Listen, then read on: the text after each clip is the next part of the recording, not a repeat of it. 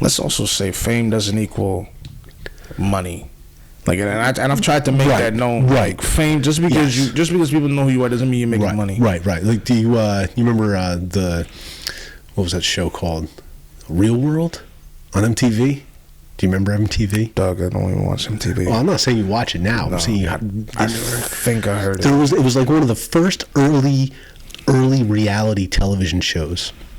And they brought, like, I don't know, 6 people, whatever, into a house that were all about your age. Yeah, right. Pat Chappelle did a thing on that. Yeah. And then they would, and the line, the hook of the show was something like, what happens when people stop being polite and start being real? And they basically just pointed cameras at people and let them go nuts.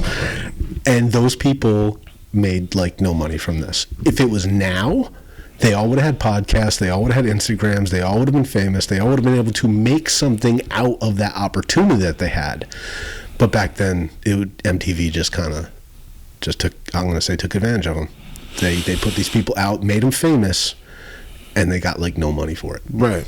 So I heard MTV pays dirt, like, as is. Like, this is what I've heard. I don't know how much. I don't really care. I don't like MTV. Aside from Daria and basically the legacy of cartoons that they had, I don't care about them. How the heck do you know about Daria? Well, first of all, my good friend / my ex, she loves Daria. Okay. And I was like, I actually like Daria. That show was awesome. It was so cool. I bought her the series on DVD for Christmas. For Christmas, and bro, we were watching like half the first season. I'm like, this is funny. It's funny. Yeah, and like it's weird how like how is this written like this? It's like it doesn't feel like any other show. No. It's like, and it just shows were better when I was younger. Like, in all honesty. Yeah, and it was so written in that, like, grunge music 90s era that I grew up in. Yeah. That was the music that I listened to. It was then. And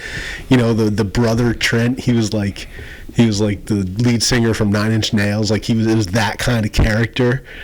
I mean, her sister and her family are like her father's got a perpetual smile on her face. His sister's like this bubbly. Yes. It's just like Quinn. That's her name, right? Quinn. Yeah, Quinn. No, it's not Quinn. It's Quinn. Yeah, exactly. It's like Harley Quinn. I was like, oh, yeah, that's where you got it from. Okay, I probably, bro. Yeah. No, you go. And Daria is just brilliant, pissed off, but brilliant character. And she's just seemingly grouchy, but she's grouchy because it's like she knows the way the world works, and she looks at everybody else like they're stupid, which isn't the case. Everyone's just trying to get through too. Great show, absolutely great show. Well, actually, what's her face? Quinn's what was it? Boyfriend, love interest. He's an actual idiot. So I don't know if you remember him. The jock. He's an actual idiot. No, that wasn't her boyfriend. That was he dated. I can't believe I remember this. What are you gonna do, bro? It's a good show. He dated the blonde cheerleader. Yeah.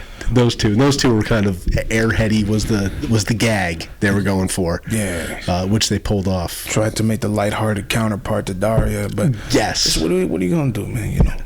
But I mean, yeah, man. What are we talking about? I have no idea. Jesus Christ! I was just thinking, how the heck did we get on this? Legacy. Legacy. Yes. But yeah, man. Listen, when Bryce and I forgot your daughter's name, when they grow up, bro. I mean, and they see that you have a podcast. In all honesty, that's gonna be good because when you're gone, it's like, oh, I got this treasure chest of my father's leavings, Yeah, I never thought of that, but you're right. Dude. You're right. Like, my father, right before he went, he left diaries. Okay. And I was the only one out of my family who's got interest in them. And I'm not gonna, what am I supposed to do? Yell at my brother and sister, be like, yo, read these with me? No. Right. My mom's got these home movies that she burned onto DVDs. Yeah. She burned like tapes, bro, and then she got them transferred to DVDs. And she wanted to watch it with the family, and I was like, listen, I don't think that's a good idea. Yeah. Watching it. This is like 2018 maybe. Right.